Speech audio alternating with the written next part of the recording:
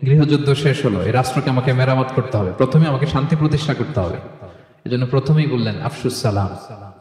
রাসূল সাল্লাল্লাহু আলাইহি ওয়াসাল্লামের কথা বলার টাইমিং বুঝতে হবে, ওনার মাইন্ডসেট বুঝতে হবে, ওনার ফিলোসফি বুঝতে হবে। He was the greatest philosopher ever in the world. প্রথমে বলে নাই এই জিকির করো সবাই সুবহানাল্লাহ আলহামদুলিল্লাহ, বলছে এটা না। প্রথমে বলে নাই এই মেয়েরা সবাই পর্দা করো, মাথায় কাপড় দাও, বলছে? প্রথমেই বলেছেন শান্তির পয়গাম পৌঁছে দাও। উনি সবেমাত্র মদিনায় আসলেন, মদিনার একটা ভঙ্গুর রাষ্ট্র ব্যবস্থাকে উনি মেরামত করবেন, সংস্কার করবেন। এখন যে কথাটা বলবেন এই কথাগুলো গুরুত্বপূর্ণ না? গুরুত্বপূর্ণ। মালয়েশিয়ার honourable prime minister Anwar Ibrahim যখন প্রধানমন্ত্রী হলেন, উনি প্রথম যখন জাতির উদ্দেশ্যে ভাষণ দিলেন, এটা গুরুত্বপূর্ণ ছিল না? ছিল।